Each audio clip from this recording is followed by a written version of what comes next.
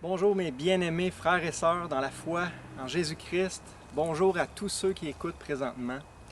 Ça va être une réunion du dimanche matin différente. Comme vous le voyez, j'ai décidé d'enregistrer ça en pleine nature. Et vous allez comprendre pourquoi dans quelques instants ça va bien avec mon sujet. Pour commencer, j'aimerais ça vous poser une question existentielle, une question à 100 piastres qu'on pourrait dire. Êtes-vous heureux? Est-ce que vous jouissez d'un bonheur profond, stable et durable? Une autre question que je peux vous poser, êtes-vous béni? Est-ce que vous sentez que la bénédiction de Dieu repose sur vous? J'aimerais ça qu'on regarde deux passages de l'Ancien Testament qui abordent ce sujet-là, le fait d'être heureux et d'être béni. Premièrement, Psaume 1, versets 1 à 3. Nous lisons « Heureux l'homme qui ne marche pas selon le conseil des méchants, qui ne s'arrête pas sur la voie des pécheurs, et qui ne s'assit pas en compagnie des moqueurs, mais qui trouve son plaisir dans la loi de l'Éternel, et qui la médite jour et nuit. Il est comme un arbre planté près d'un courant d'eau, qui donne son fruit en sa saison, et dont le feuillage ne se flétrit point. Tout ce qu'il fait lui réussit. » L'autre passage qui est semblable, on le trouve dans la prophétie de Jérémie, au chapitre 17, versets 7 et 8. Nous lisons « Béni soit l'homme qui se confie dans l'Éternel, et dont l'Éternel est l'espérance. Il est comme un arbre planté près des eaux, et qui étend ses racines vers le courant. Il n'aperçoit point la chaleur quand elle vient, et son feuillage reste vert. Dans l'année de la sécheresse, il n'a point de crainte, et il ne cesse de porter du fruit. » Ces deux passages-là ont beaucoup de choses en commun. C'est pourquoi on va les méditer ensemble ce matin, en parallèle. Ces deux textes bibliques nous montrent vraiment les caractéristiques de l'homme heureux et béni. Et c'est ça le titre de la méditation de ce matin, « L'homme heureux et béni ». Avant de continuer, on va prier. Père, merci pour ce temps que tu nous donnes ensemble dans ta belle création et devant ta belle parole, ta révélation écrite. Merci pour ces deux beaux passages qu'on va méditer ensemble ce matin. Je te prie que ça puisse être encourageant pour chacune, que ça puisse raffermir notre foi et notre joie en toi. Et Seigneur, s'il y a quelqu'un qui écoute, qui n'a pas encore mis sa foi en toi, toi le Créateur de l'univers, toi le seul Sauveur, eh bien, je te prie de l'attirer à toi par ce message, Seigneur. On remet ce temps entre tes mains, au nom de Jésus. Amen. Alors, j'ai relevé 5 caractéristiques de l'homme heureux et béni, selon ces deux passages-là qu'on vient de lire. Premièrement, l'homme béni et heureux rejette la pensée du monde. C'est la première chose qui ressort, en particulier du psaume 1. Le psaume 1 nous dit « Heureux l'homme qui ne marche pas selon le conseil des méchants, qui ne s'arrête pas sur la voie des pécheurs et qui ne s'assit pas en compagnie des moqueurs. » L'homme béni et heureux rejette la pensée du monde. Premièrement, il ne marche pas selon le conseil des méchants. Qu'est-ce que ça veut dire, ça? Ça veut dire qu'il ne place pas sa confiance dans les hommes. Il ne place pas sa confiance dans la sagesse de ce monde, la philosophie de ce monde, les croyances de ce monde, les valeurs, les principes de ce monde. Surtout en ce qui concerne les grandes questions importantes de la vie, les questions existentielles, on pourrait dire « Qui suis-je? D'où est-ce que je viens? Où est-ce que je m'en vais? Est-ce que Dieu existe? Est-ce qu'on a des comptes à lui rendre? Est-ce qu'il y a une vie après la mort? Est-ce qu'il y a un ciel, un enfer? Le bien et le mal, est-ce que c'est des absolus ou c'est seulement des notions relatives qu'on s'est données par convention sociale? C'est ce genre de questions-là dont on parle. La Bible déclare « Heureux l'homme qui ne suit pas le conseil des méchants. » On va juste faire une petite précision. De qui est-ce qu'on parle, les méchants? Bien, Dans les psaumes, le méchant, c'est simplement celui qui rejette Dieu, celui qui décide de ne pas croire en Dieu, de ne pas le craindre, de ne pas lui obéir. C'est tout simplement ça. Donc, ça inclut pas mal de monde. Selon cette définition-là, la majorité du monde, la majorité de la race humaine sont des méchants. La majorité des médias qui nous bombardent jour après jour sont dirigés par des méchants. La majorité des livres, des magazines qu'on lit, des émissions de radio, des émissions de télévision, des sites Internet, la musique qu'on écoute, les films qu'on regarde, sont dominés et dirigés par des méchants. Heureux l'homme qui ne laisse pas ce monde méchant, incrédule et rebelle lui dicter ce qu'il doit penser et ce qu'il doit croire. Je vous pose la question, êtes-vous heureux? L'homme heureux et béni ne s'arrête pas sur la voie des pécheurs. C'est quoi la voie des pécheurs? Bien, c'est simplement le chemin où les pécheurs se sentent bien. On pourrait dire que c'est le chemin de l'indépendance vis-à-vis de Dieu. Pas de compte à rendre à Dieu. C'est un chemin qui est facile et attrayant. Jésus en parle de ce chemin-là, il l'appelle le chemin large et spacieux qui mène à la perdition. C'est le chemin où nous marchions tous, un jour ou l'autre, même si vous avez mis votre foi en Jésus, avant vous marchiez sur ce chemin-là. C'est ce qui est écrit dans la lettre de Paul aux Éphésiens, chapitre 2, versets 1 à 3. Nous tous aussi, nous étions de leur nombre, et nous vivions autrefois selon les convoitises de notre chair, accomplissant les volontés de la chair et de nos pensées, et nous étions par nature des enfants de colère comme les autres. C'est pas très rose le portrait que l'apôtre Paul dessine là, de l'humanité qui a rejeté Dieu, mais c'est la vérité. Et moi, mon désir ce matin, c'est juste de vous communiquer cette vérité-là qui est révélée clairement dans la parole de Dieu. Donc, la voie des pécheurs, selon ce qu'on vient de lire, c'est tout simplement de suivre les penchants naturels de notre mauvais cœur tortueux. C'est de suivre les convoitises de notre chair, c'est-à-dire les mauvais désirs qu'on a en nous. C'est de faire ce qu'on veut, quand on veut, comme on veut. C'est ça, la voie des pécheurs. Maintenant, on vient de lire « Heureux l'homme qui ne s'arrête pas sur ce chemin-là, sur la voie des pécheurs. Heureux l'homme qui rejette résolument la vaine manière de vivre de ce monde pécheur, ce monde qui a rejeté son Créateur. Heureux l'homme qui se tient loin du chemin de la convoitise et du péché. » Je vous pose la question, êtes-vous heureux? Heureux l'homme finalement qui ne s'assit pas en compagnie des moqueurs.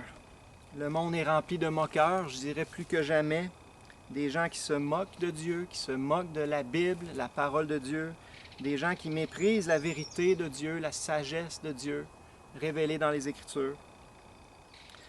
C'est pas surprenant, l'apôtre Paul nous dit dans 1 Corinthiens 2, verset 14, que l'homme naturel n'accepte pas les choses de l'Esprit de Dieu, car elles sont une folie pour lui. Et il ne peut les connaître ou les comprendre parce que c'est spirituellement qu'on en juge.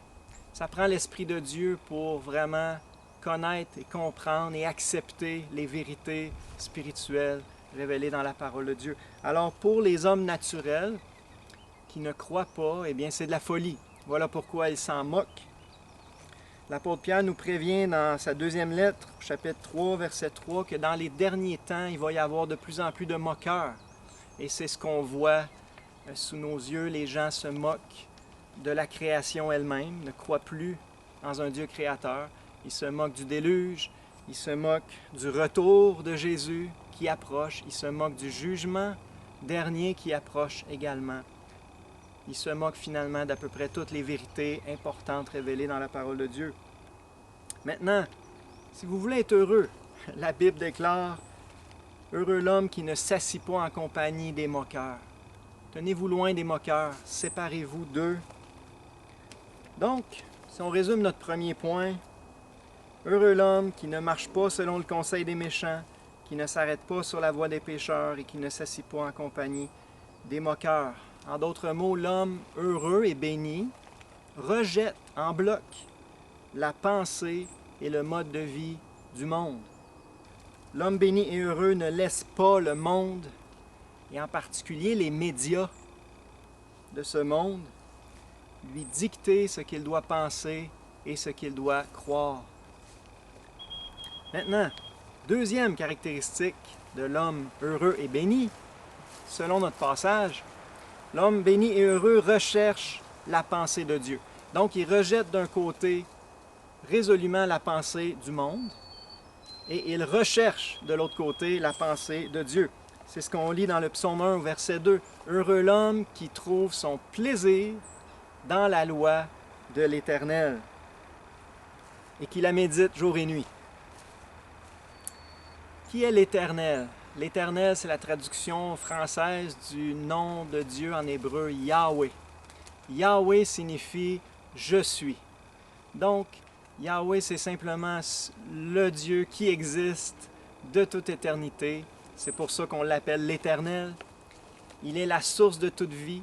Il ne dépend de personne d'autre. C'est de lui, par lui et pour lui que sont toutes choses, comme c'est écrit. C'est le seul vrai Dieu, le créateur de l'univers, celui aussi qui va juger un jour la race humaine, celui à qui on a des comptes à rendre.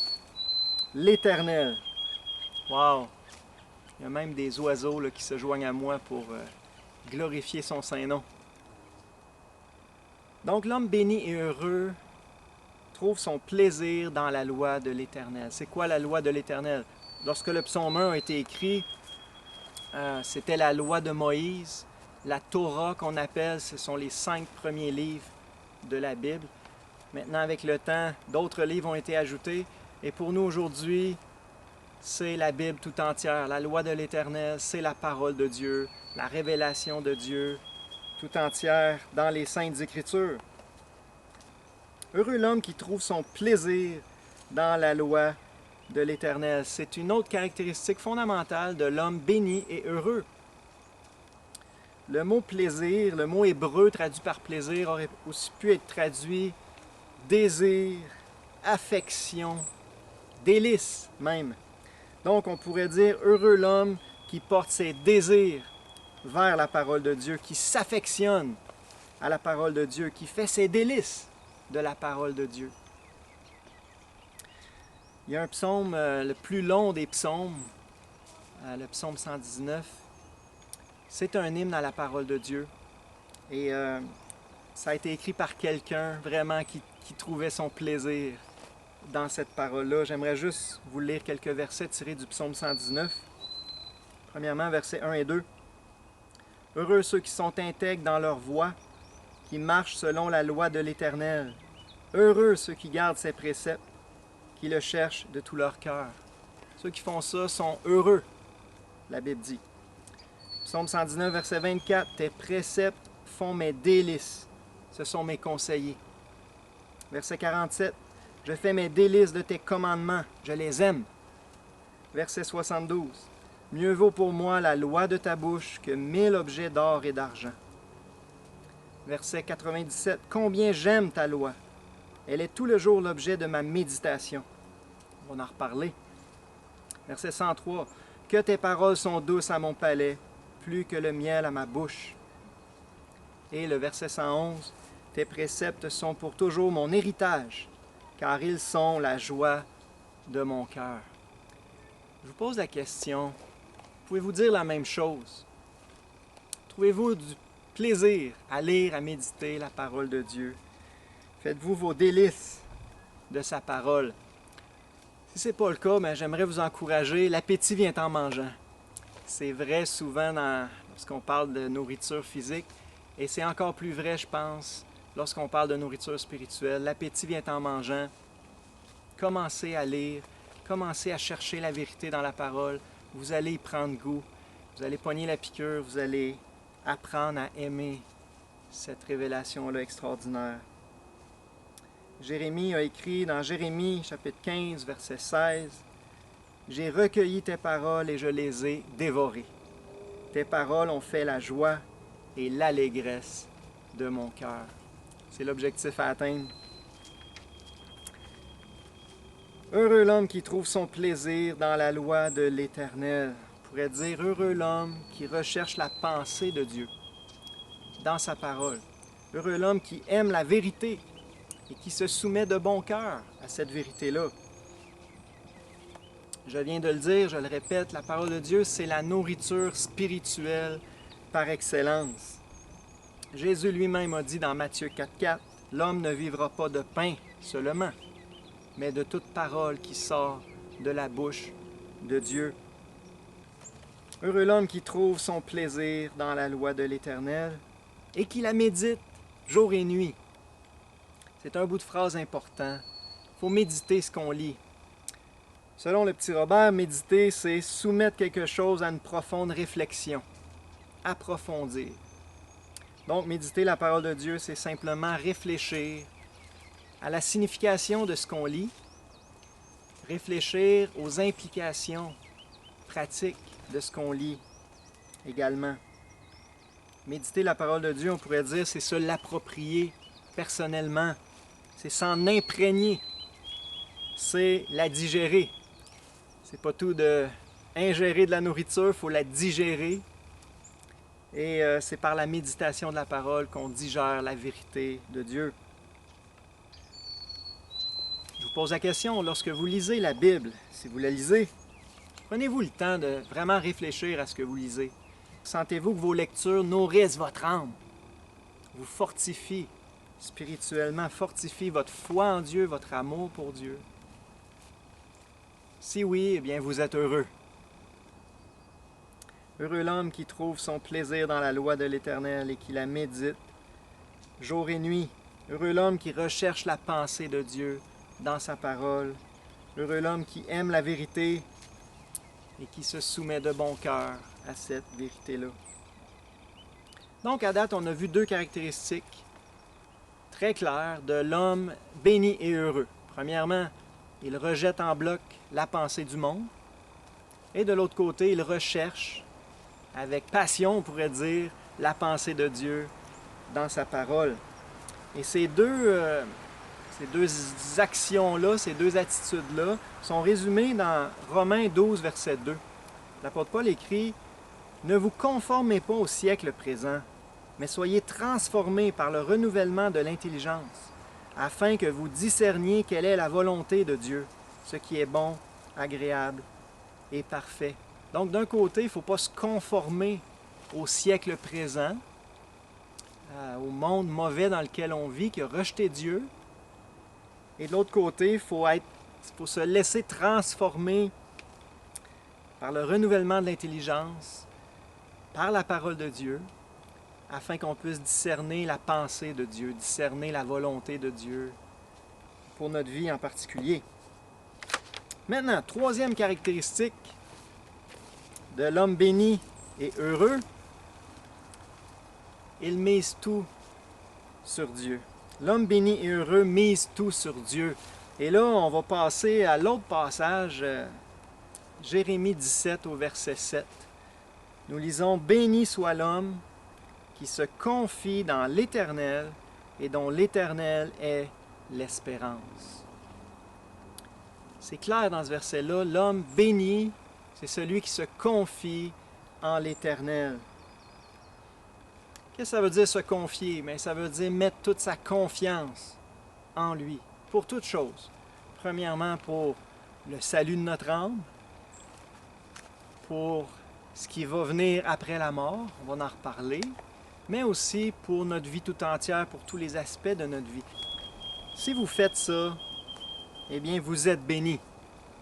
Je vous le rappelle aujourd'hui, au cas où vous l'auriez oublié. La bénédiction de Dieu repose sur vous si votre confiance est en lui. Si c'est votre cas, vous êtes heureux également. Vous jouissez d'un bonheur profond, solide et durable. Béni soit l'homme qui se confie en l'Éternel. Et ça, c'est une vérité qui est répétée d'un bout à l'autre de la Bible. On peut dire que c'est vraiment une vérité centrale des Écritures. Je vais juste vous lire quelques versets en rafale. On lit dans Psaume 2, verset 12, « Heureux tous ceux qui se confient en lui. » Psaume 34, verset 9, « Sentez et voyez combien l'Éternel est bon. Heureux l'homme qui cherche en lui son refuge. » Psaume 84, verset 13, « Éternel des armées, heureux l'homme qui se confie en toi. » Proverbe 16, verset 20, « Celui qui se confie en l'Éternel est heureux. » Ésaïe 26, versets 3 et 4, « À celui qui est ferme dans ses sentiments, tu assures la paix parce qu'il se confie en toi.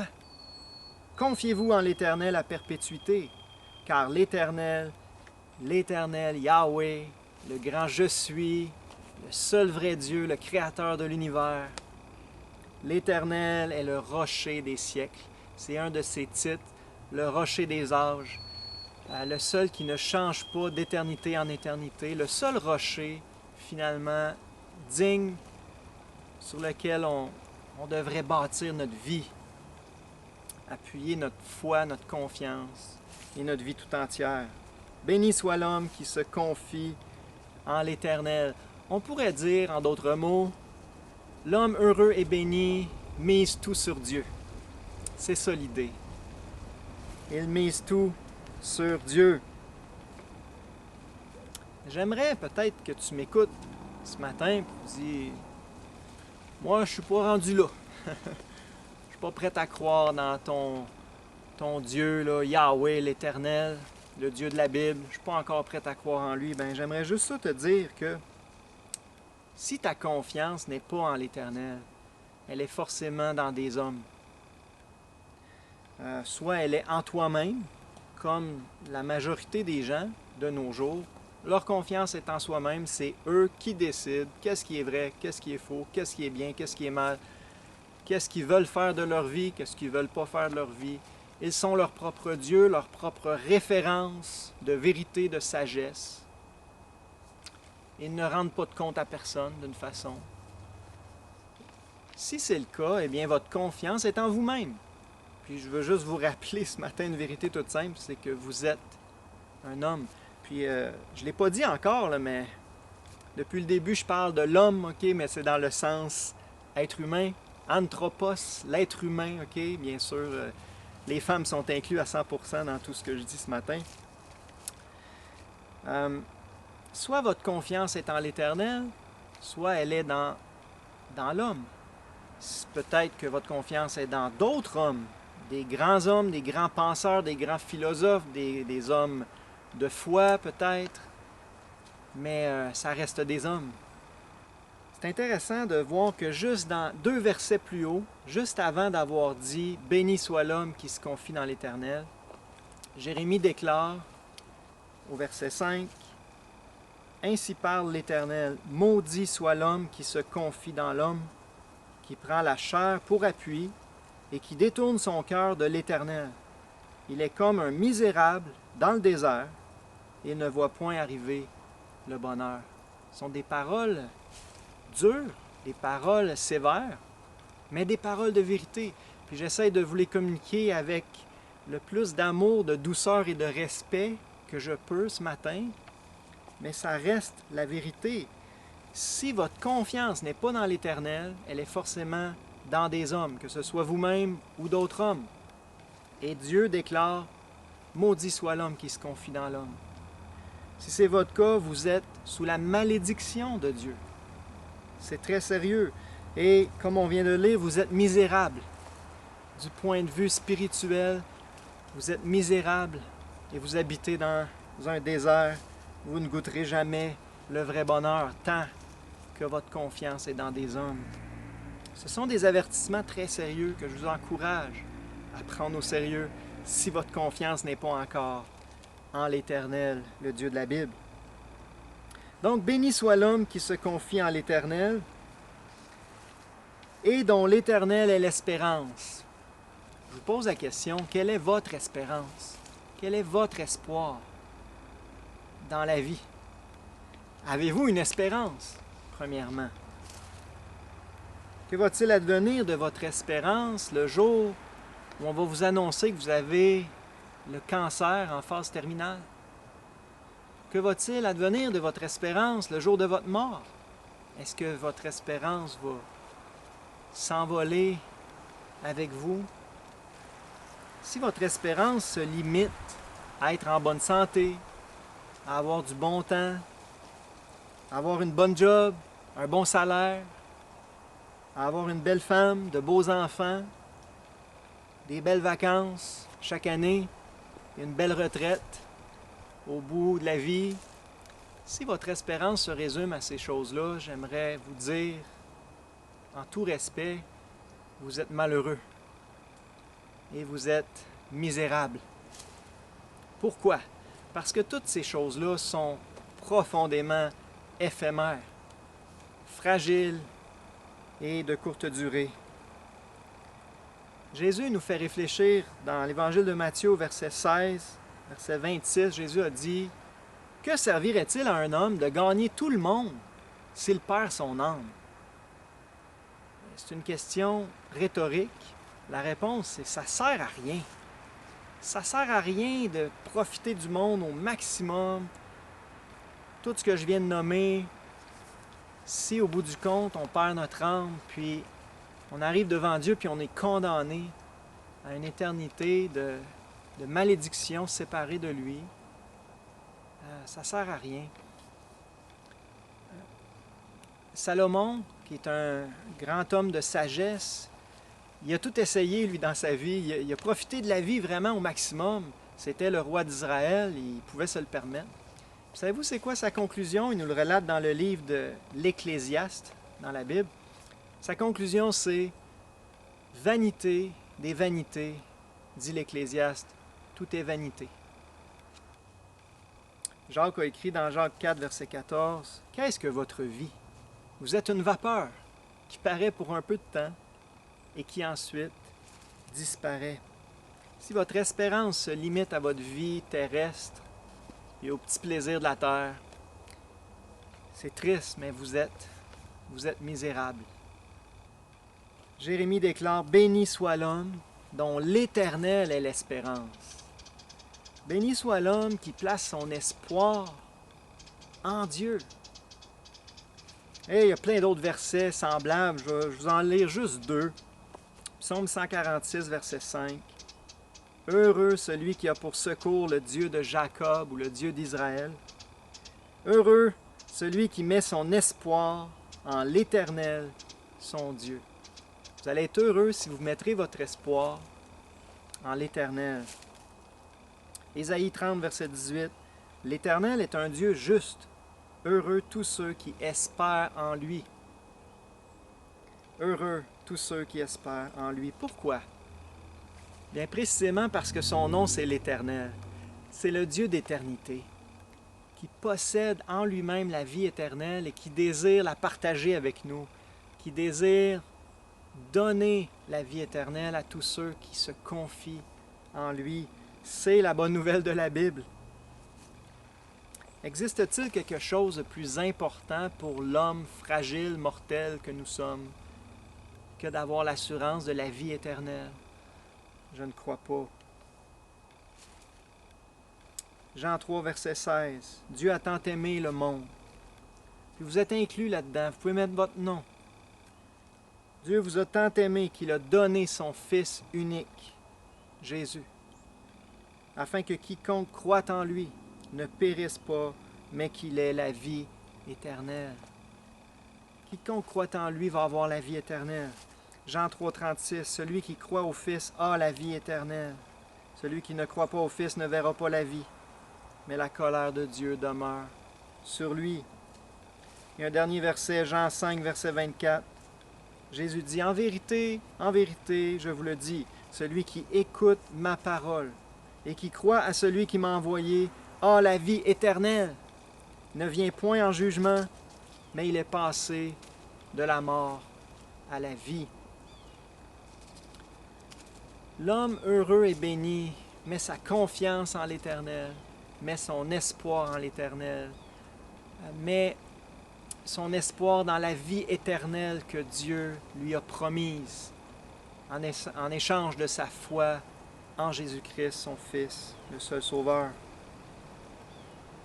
Quatrième caractéristique de l'homme béni et heureux, l'homme béni et heureux reste serein au milieu des épreuves.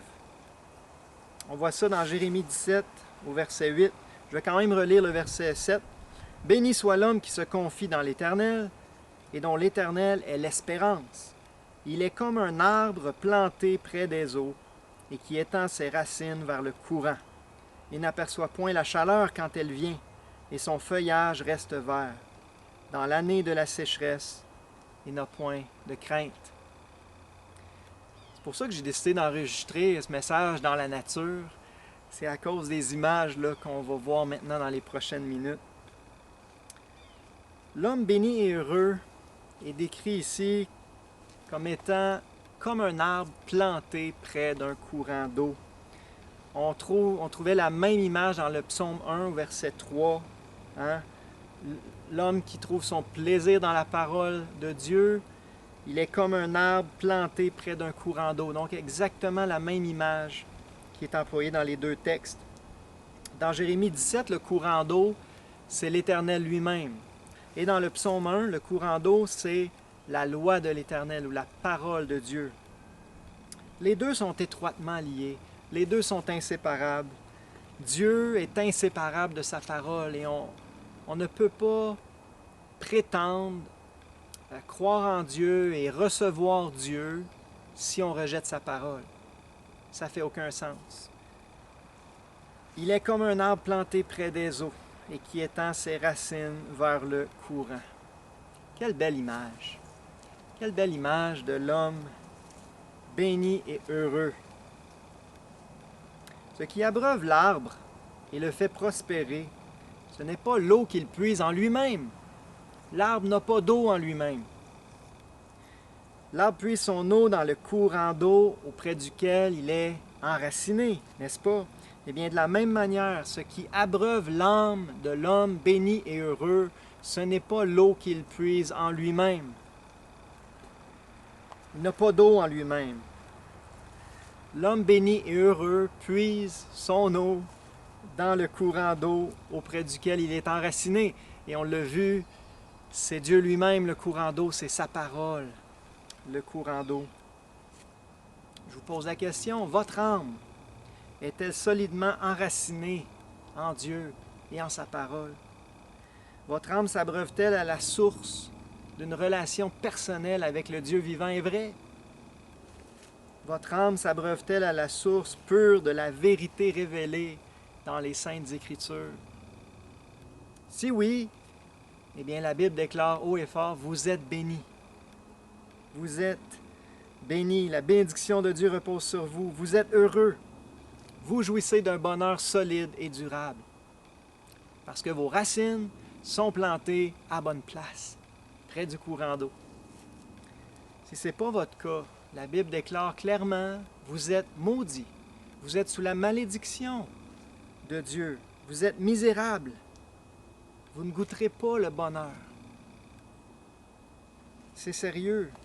La Bible dit que vous ressemblez à un arbre qui essaie de puiser son eau en lui-même. Il n'y a pas d'eau en vous-même. Ou vous êtes un arbre qui essaie de puiser son eau dans le désert. Il n'y a pas d'eau dans le désert de ce monde. Si on relit le verset de tantôt dans Jérémie 17, verset 5, nous lisons « Maudit soit l'homme qui se confie dans l'homme, qui prend la chair pour appui et qui détourne son cœur de l'Éternel. Il est comme un misérable dans le désert. Il ne voit point arriver le bonheur. Il habite les lieux brûlés du désert. L'homme qui se confie en l'Éternel est comme un arbre planté près des eaux et qui étend ses racines vers le courant. » Le secret de l'homme béni et heureux, c'est qu'il étend ses racines vers le courant d'eau, vers Dieu, vers sa parole.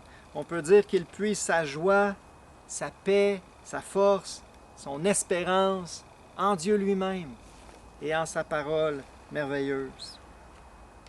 Et ensuite, ça dit, « Il n'aperçoit point la chaleur quand elle vient, et son feuillage reste vert. »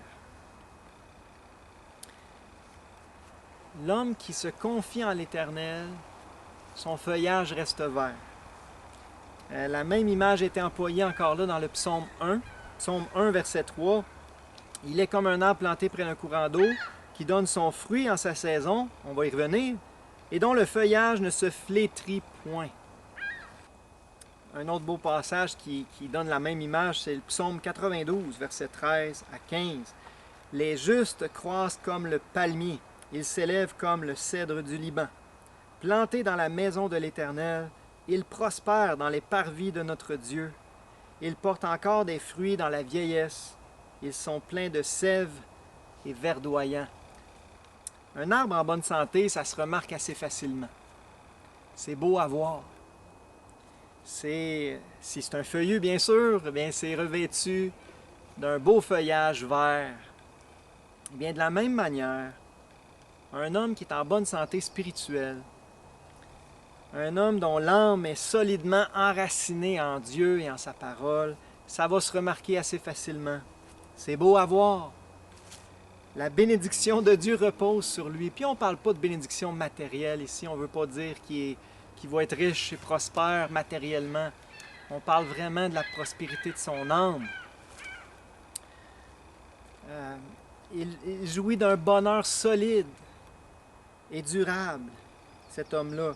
Il rayonne par ses paroles, sa conduite, sa foi, son amour, sa pureté, sa joie, sa paix. Voilà le feuillage vert de l'homme dont les racines sont plantées en Dieu. On pourrait dire que la qualité de sa vie se distingue nettement de celle des gens du monde autour de lui. Matthew Henry, qui est un commentateur biblique des années 1600, imaginez, ça fait très longtemps de ça, en commentant ce verset-là, il a dit « Ils fleurissent à la fois dans l'approbation extérieure et le bien-être intérieur. Ils se considèrent eux-mêmes joyeux et ils sont beaux aux yeux des autres. » Donc ça décrit les hommes qui se confient en l'Éternel, qui mettent en l'Éternel leur espérance. Il est comme un arbre planté près des eaux et qui étend ses racines vers le courant. Il n'aperçoit point la chaleur quand elle vient et son feuillage reste vert. J'aimerais qu'on médite quelques instants sur ce bout de phrase-là. Il n'aperçoit pas la chaleur quand elle vient. Les journées d'été en Israël, la chaleur peut atteindre des niveaux très accablants. Le soleil de plomb, uni au vent brûlant du désert, peut être très nocif pour les arbres. Les arbres qui ne sont pas bien irrigués par leurs racines peuvent facilement sécher. Le soleil représente les épreuves de la vie. Ça peut être très varié, la perte d'un emploi, une maladie, un conflit interpersonnel, la moquerie des autres, l'opposition des autres.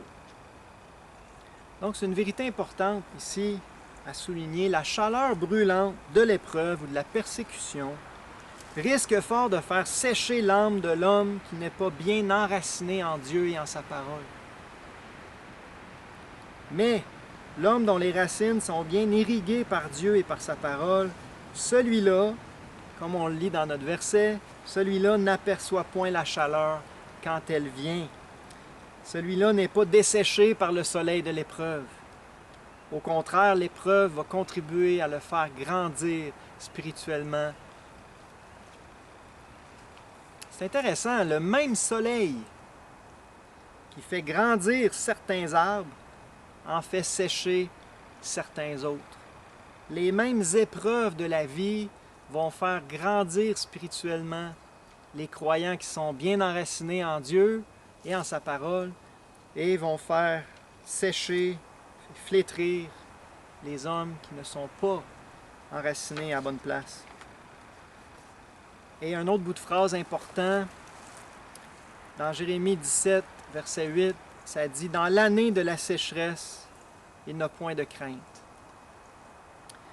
Dans l'année de la sécheresse, il n'a point de crainte. Si la chaleur du jour représente bien l'épreuve de courte durée, l'année de la sécheresse peut bien représenter l'épreuve qui perdure. On pourrait dire que c'est une période difficile dans une vie. C'est une épreuve qui s'étend sur plusieurs mois et même plusieurs années.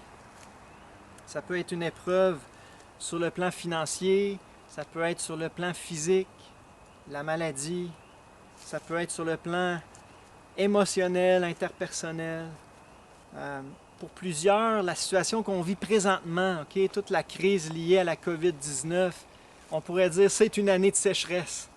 C'est une épreuve vraiment de longue durée qui fesse fort, que ce soit sur le plan de la santé, que ce soit sur le plan des finances, sur le plan émotionnel aussi. Beaucoup de gens souffrent de solitude. Ils n'ont plus les relations interpersonnelles qu'ils étaient habitués d'avoir. Donc, d'une certaine façon, on est en pleine année de sécheresse présentement et ça touche pas mal le monde entier. J'aimerais vous poser la question, êtes-vous en train de sécher? Ou vous êtes serein dans cette année de sécheresse-là? L'homme qui est solidement enraciné en Dieu et en sa parole n'a pas de crainte dans l'année de la sécheresse. C'est ce qu'on vient de lire. Dans l'année de la sécheresse, il n'a pas de crainte. Il ne s'inquiète pas, mais il se décharge de tous ses soucis sur son Dieu qui prend soin de lui. Il conserve une grande paix intérieure.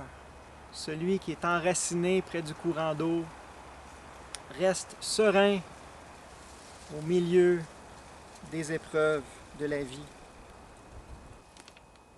Tout dépend de vos racines. Si vous retenez juste ça du message de ce matin, mon but est atteint. Tout dépend où est-ce que votre âme est enracinée. En quoi est-ce que vous placez votre confiance, votre espérance? Est-ce que c'est sur l'Éternel, le rocher des siècles, le courant d'eau, ou est-ce que c'est dans n'importe quoi d'autre? Tout le reste, ce n'est que du désert. Donc, l'homme béni et heureux reste serein au milieu des épreuves. C'était la 4e caractéristique. Et la 5e et dernière, l'homme béni et heureux glorifie Dieu par son attitude et sa conduite. On voit ça à la fin du verset 8, Jérémie 17, 8. Et il ne cesse de porter du fruit. L'homme qui se confie en l'Éternel, qui met en l'Éternel son espérance, ne cesse de porter du fruit. La même idée était apportée dans le psaume 1, verset 3. Il est comme un arbre planté près d'un courant d'eau qui donne son fruit en sa saison. La même idée était aussi dans le psaume 92. Il porte encore des fruits dans la vieillesse. Un arbre en bonne santé, ça se remarque aussi par ses fruits. Bien sûr, si on parle d'un arbre fruitier, année après année, il va produire des beaux fruits mûrs. Et bien de la même manière, un homme ou une âme en bonne santé spirituelle va se remarquer aussi par ses fruits. Il va produire son fruit en sa saison. Que représentent les fruits dans la Bible? Ils représentent les traits de caractère et les comportements produits par l'Esprit de Dieu dans le croyant. Ces fruits spirituels sont portés pour Dieu et appréciés pleinement par lui seul. Ces fruits incluent tout ce qui glorifie Dieu dans le cœur et dans la vie du croyant. Une précision importante que j'aimerais faire. Il est absolument impossible pour un non-croyant de porter des fruits spirituels, c'est-à-dire des traits de caractère ou des comportements qui glorifient Dieu. Seul l'Esprit de Dieu peut produire des fruits spirituels.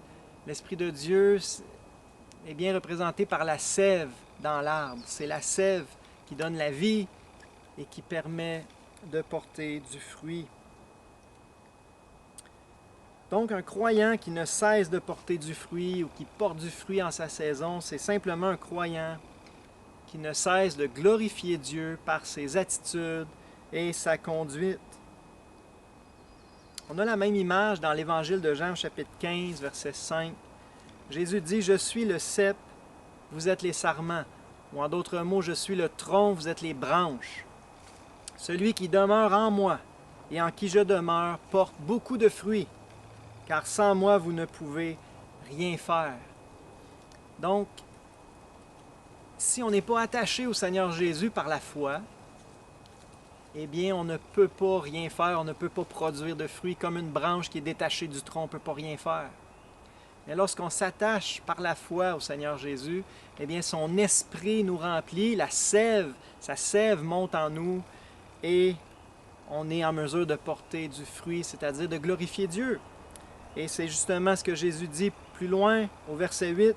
« Si vous portez beaucoup de fruits, c'est ainsi que mon Père sera glorifié et que vous serez mes disciples. » Donc, le but d'un arbre fruitier, c'est de porter des fruits. Le but d'être un disciple de Jésus, c'est de glorifier Dieu. Maintenant, selon la Bible, quels sont les principaux fruits spirituels? On aurait pu passer beaucoup de temps là-dessus. Là, malheureusement, le temps est pas mal écoulé. Mais très rapidement, c'est quel genre de fruits dont on parle? Eh bien, premièrement, il y a la sainteté, la pureté. Romains 6, 22. Maintenant, étant affranchis du péché et devenus esclaves de Dieu, vous avez pour fruit la sainteté et pour fin la vie éternelle. Donc, vous avez pour fruit la sainteté. Un autre, le caractère chrétien. Galates 5, 22. Le fruit de l'esprit, c'est l'amour, la joie, la paix, la patience, la bonté, la bienveillance, la foi, la douceur, la maîtrise de soi. Donc tout ça, ce sont des fruits spirituels, ce sont des traits de caractère que le chrétien porte, qui plaisent à Dieu, qui le glorifient. Un autre fruit, c'est les fruits de la lumière, on pourrait dire une marche dans la lumière. Éphésiens 5, versets 8 et 9. Autrefois vous étiez ténèbres, maintenant vous êtes lumière dans le Seigneur. Marchez comme des enfants de lumière, car le fruit de la lumière consiste en toutes sortes de bonté, de justice et de vérité. Toutes sortes de bonté, de justice, de vérité, c'est le fruit de la lumière. Puis, parmi les fruits, il y a aussi des bonnes œuvres, des actions qui plaisent à Dieu, qui le glorifient. Colossiens 1, verset 10. Pour marcher d'une manière digne du Seigneur et lui être entièrement agréable, portant des fruits en toutes sortes de bonnes œuvres. Donc, ça fait partie des fruits que le croyant porte, toutes sortes de bonnes œuvres qui glorifient Dieu. Donc, comme vous voyez, c'est assez varié. Ça commence par des traits de caractère, des attitudes, et ça inclut aussi des comportements, une conduite qui glorifie Dieu. L'homme béni et heureux glorifie Dieu par son attitude et sa conduite. Il ne cesse de porter du fruit. Est-ce votre cas? Est-ce que vous portez des fruits pour Dieu? Est-ce que l'Esprit de Dieu en vous produit ces traits de caractère-là qu'on vient de lire? Si oui, ben vous êtes bénis et heureux. Donc, en conclusion, j'aimerais juste réviser rapidement ce qu'on a vu. On a vu les caractéristiques de l'homme béni et heureux. On en a vu 5. Premièrement, il rejette la pensée du monde. De l'autre côté, il recherche la pensée de Dieu dans sa parole, principalement. On a vu qu'il mise tout sur Dieu, il se confie en Dieu, il place en Dieu son espérance. L'homme béni et heureux reste serein au milieu des épreuves, que ce soit la chaleur du jour ou l'année de la sécheresse. Puis il glorifie Dieu par son attitude et sa conduite. Il ne cesse de porter des fruits spirituels. Si vous êtes croyant, j'aimerais vous rappeler aujourd'hui que vous êtes bénis. Vous êtes heureux. Peut-être que vous ne vous sentez pas béni, vous ne vous sentez pas heureux, mais la Bible déclare haut et fort que vous l'êtes. Alors croyez-le, puis si vous voulez en jouir plus, eh bien faites juste plonger vos racines un peu plus profondément dans le courant d'eau. Prenez plus de temps de qualité avec Dieu dans sa parole, pour vous abreuver de lui, et vous allez le ressentir de plus en plus.